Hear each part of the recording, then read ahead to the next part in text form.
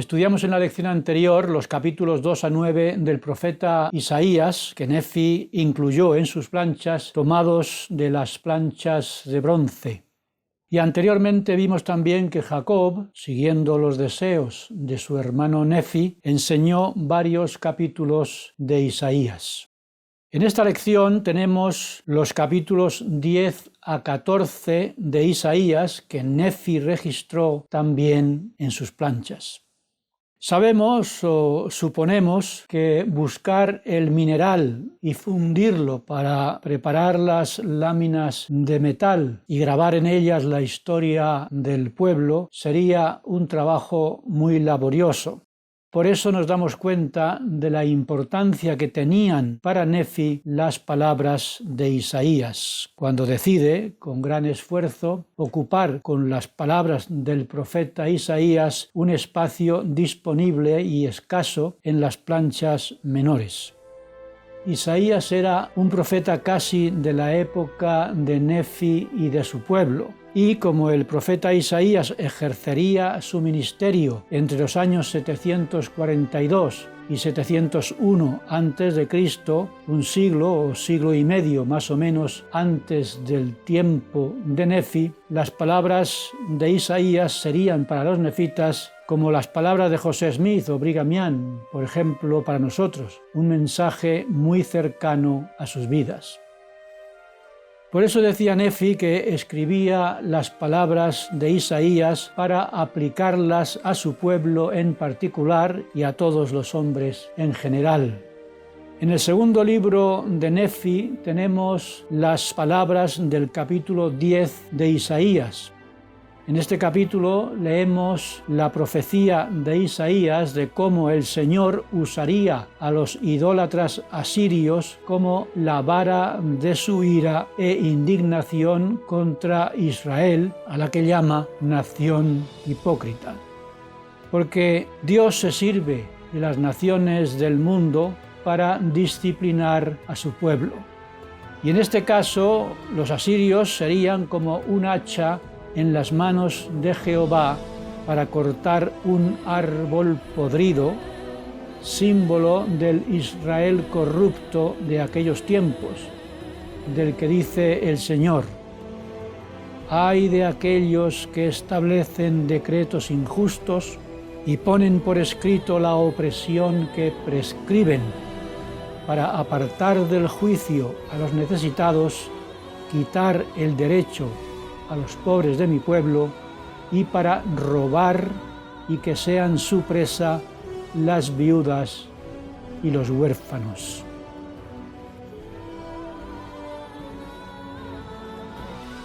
Y para anunciarles lo que les espera por su maldad, les dice el Señor: ¿qué haréis el día del castigo y de la desolación que vendrá de lejos? ¿A quién iréis para que os ayude?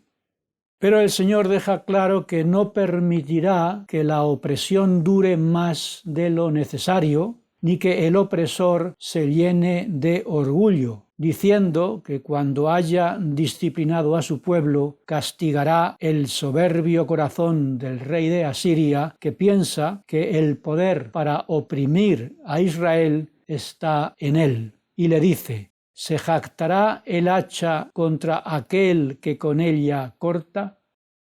Y a continuación describe el castigo que tendrán los asirios por sus propias maldades y anuncia que Israel volverá de las tierras lejanas de Asiria, donde lo llevaría cautivo Salmanasar, rey de los asirios.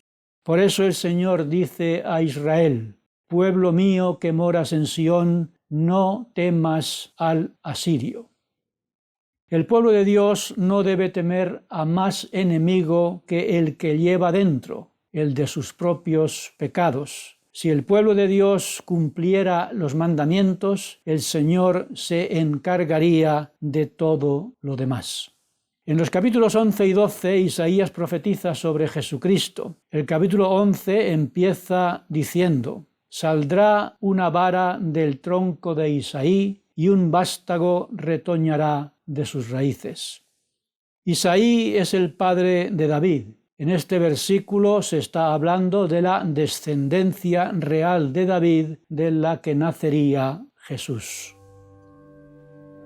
La vara y el vástago se refieren, por tanto, a Jesucristo, tanto al Jesús que dará su vida por los hombres, como al Cristo que juzgará con justicia a las naciones y que reinará 1000 años en la tierra. Por eso Isaías continúa diciendo que con justicia juzgará a los pobres y reprenderá con equidad a los mansos de este mundo.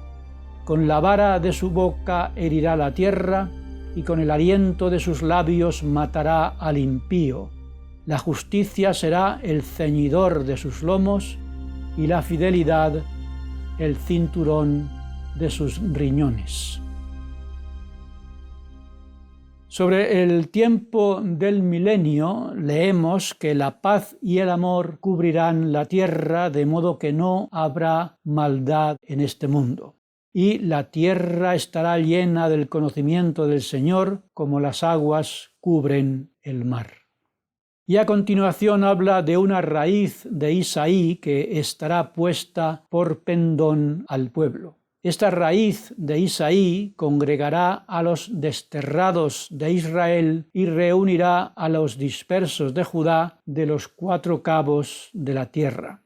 Sobre esta raíz de Isaí leemos en la revelación moderna que es un descendiente de Isaí y de José, a quien por derecho pertenecen el sacerdocio y las llaves del reino, y que será por pendón para el recogimiento del pueblo de Dios en los últimos días. Dios, por tanto, ha restaurado su evangelio por medio de José Smith, y ese evangelio se levanta como un estandarte en el monte de Sión para llevar a cabo por segunda vez el recogimiento de los dispersos de Jacob. Este recogimiento culminará con el establecimiento del reino milenario en el que Jehová reinará entre los suyos, y los de su pueblo alabarán a Dios con cantos de alabanza. En los capítulos 13 y 14 de Isaías se profetiza la destrucción de la malvada Babilonia, convertida en símbolo de la destrucción final de todo el mundo inicuo. La ira de Dios se dirige, pues, contra los malvados, no contra los santificados que se deleitan en su gloria. El Señor de los ejércitos dispone las tropas para la batalla, que con las armas de su indignación vienen de lo postrero de los cielos para destruir toda la tierra. Y vienen con un estruendo semejante a muchos reinos congregados para la batalla. Estas palabras de Isaías nos preparan para lo que en realidad será el gran día del Señor, el día en que el Salvador vendrá como destrucción del Todopoderoso para asolar la tierra y raer de ella a los pecadores.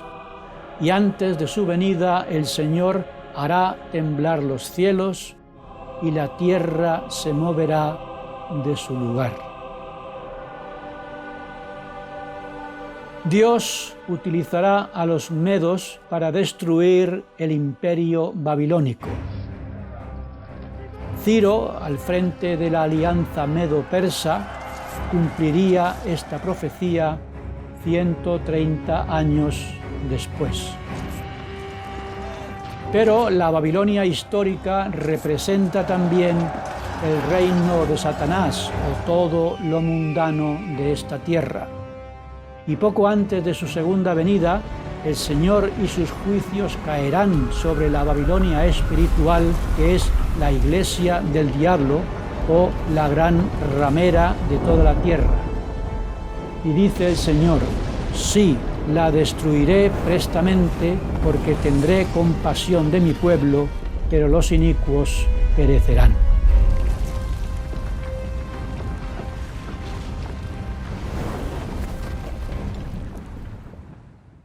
Y en su compasión por su pueblo, el Señor establecerá a Israel en su propia tierra. Con la ayuda de otros pueblos la llevará a cabo, porque ellos ayudarán a llevar a sus tierras de promisión al pueblo de Israel. Y allí el Señor los hará descansar del duro cautiverio en el que se vio obligado a servir, y regirán a los que fueron sus opresores, y en aquel día se dirá contra el rey de Babilonia: ¿cómo ha cesado el opresor? ¿Cómo ha fenecido la ciudad de oro? El que hería al pueblo con ira, aquel que gobernaba a las naciones con saña, sufre persecución y nadie lo impide. Toda la tierra descansa y está en paz. Los hombres prorrumpen en cantos diciendo: desde que tú caíste no ha subido cortador contra nosotros. El infierno abajo se conmueve para recibirte a tu llegada. Todos los príncipes y todos los reyes de las naciones darán voces y te dirán: ¿también tú te debilitaste como nosotros? Como nosotros has llegado a ser. Tu pompa descendió al sepulcro y ya no se oye el sonido de tus liras. Gusanos son tu lecho y gusanos te cubren.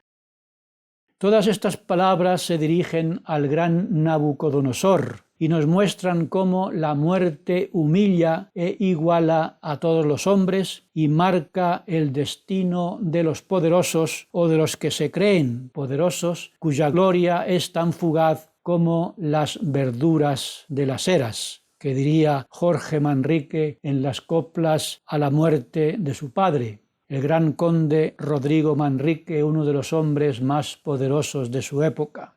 Ante el cuerpo muerto de su padre, Jorge Manrique exclamó: nuestras vidas son los ríos que van a dar en la mar, que es el morir. Allí van los señoríos, derechos a acabar y consumir. Allí los ríos caudales, allí los otros medianos y más chicos, y llegados son iguales los que viven por sus manos y los ricos.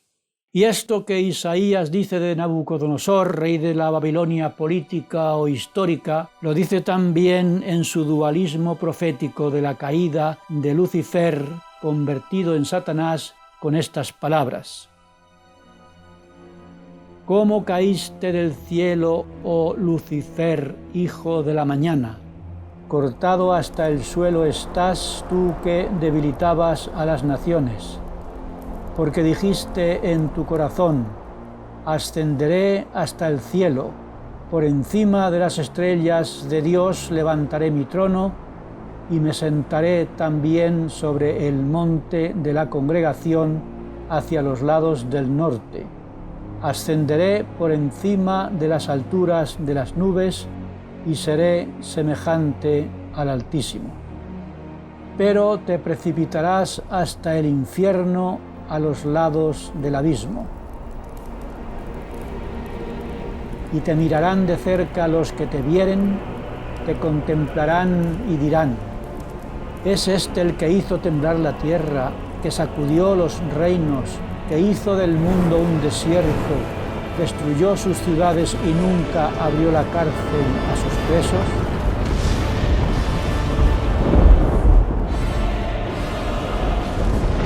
Todos los reyes de las naciones yacen en gloria, cada uno en su propia casa, pero a ti te echaron de tu sepulcro como rama abominable, como residuo de los que cayeron muertos a espada.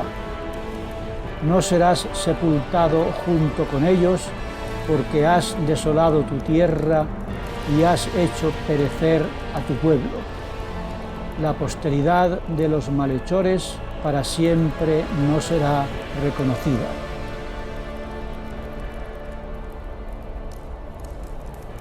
Después de citar estas palabras terribles de Isaías, Nefi se despide diciendo que las palabras de Isaías son claras para todos aquellos que están llenos del espíritu de profecía, es decir, que tienen la influencia del Espíritu Santo. Y añadió lo siguiente: mi alma se deleita en la claridad, mi alma se deleita en las palabras de Isaías. y los hombres entenderán sus palabras en los días en que se cumplan sus profecías, y será por tanto de gran valor en los últimos días. Y a continuación Nefi habla de las profecías sobre los judíos, diciendo que la dispersión de Israel terminará cuando acepten al Cristo y a su Iglesia. Y Nefi termina esta parte de sus escritos diciendo: nosotros trabajamos diligentemente para persuadir a nuestros hijos y a nuestros hermanos a creer en Cristo, pues sabemos que es por la gracia que nos salvamos después de hacer cuanto podamos. Y Nefi resume todas sus palabras y todo lo escrito sobre las palabras y profecías mesiánicas de Isaías diciendo: y hablamos de Cristo, nos regocijamos en Cristo, predicamos de Cristo, profetizamos de Cristo, y escribimos según nuestras profecías para que nuestros hijos sepan a qué fuente deben acudir para la remisión de sus pecados. Hermanos y hermanas, este es el gran mensaje que debemos entender en todo lo que hemos estudiado hasta este momento, que solo hay un Cristo y un Salvador. Jesús lo dijo: yo soy el camino y la verdad y la vida. Nadie viene al Padre sino por mí. Llevemos todos, pues, lo que se conoce como una vida cristocéntrica, y eso nos ayudará a eliminar toda excentricidad suicida de los perdidos, como hizo Lucifer, el enemigo de nuestra alma.